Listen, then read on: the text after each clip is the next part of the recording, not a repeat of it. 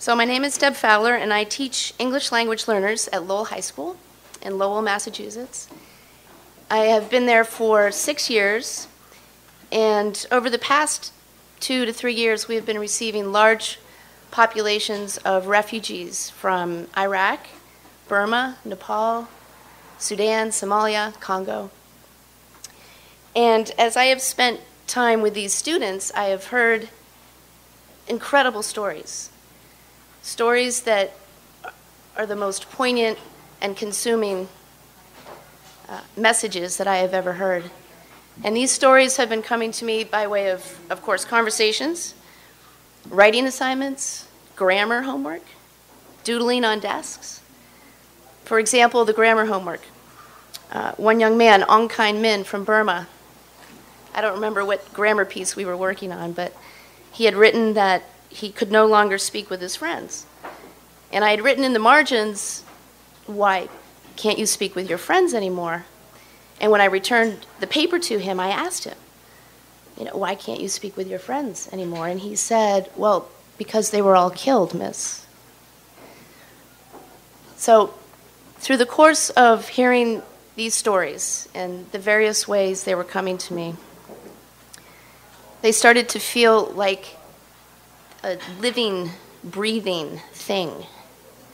And this living, breathing thing was saying to me, pass it on, pass it on. Yes, I was hearing voices. These stories took on a life of their own. And that was the point of making the film Hard Truth, Levity, and Hope, was to give a voice to these young people so that they could be heard.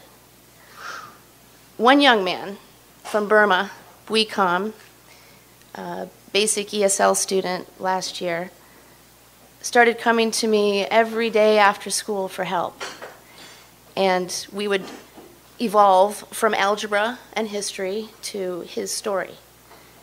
And slowly it was trickling in. And the more proficient he became, the more pieces were woven together.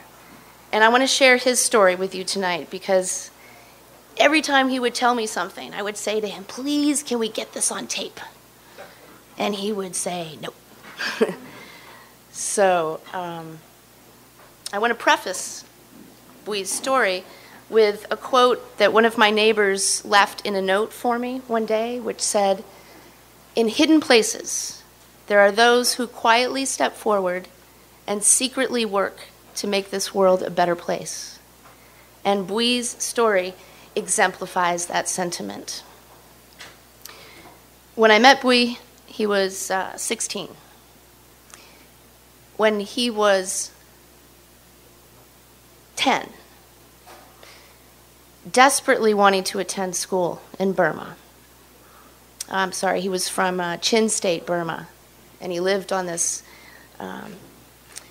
crest of a mountainous region. Small village, no electricity, no running water, and their school was often held outside, and they didn't have paper or pencil. They would write in the dirt. And it cost money. 11 million jet, and I'm not really sure how much that is, but that's what it cost. So in order for Bui to attend school, he would go out in the forest and he would hunt for animals, and he would walk them to the border of India to sell them there because the exchange rate was better, and then walk back. And that took about 3 weeks each journey, which of course would lead to huge gaps in his education. But education was all that mattered to him and desperately important. Now in Burma, only 30% of the young people are able to attend school. Of those 30%, only 10% actually graduate high school. Bui is 13 years old, and the Burmese soldiers come to his village. They commandeer the homes, the crops, the animals, and they kill a large number of people in his village.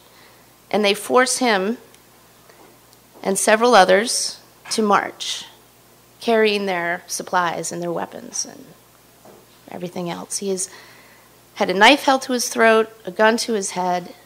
He was given just enough water to survive. But he escaped.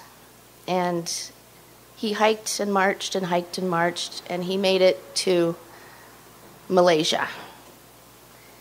Now, in Malaysia, although he desperately wanted to attend school, he couldn't. He had to work. And he lived with about 30 other Burmese, crammed into an apartment. He described trying to sleep at night, and they were laying like sardines on the floor. He said he could never sleep because it was so noisy and hot. And he sent most of his money back to Burma, to his cousins, so that they would not have to struggle as he did to go to school. Last May, in a small village in Chin State, Burma, there was a graduating class of 6. 5 of those were Bui's cousins. At the age of 13, 14, 15, 16, he understood with this beautiful poignancy of what is truly important in life. So I honor Bui with that story. Thank you.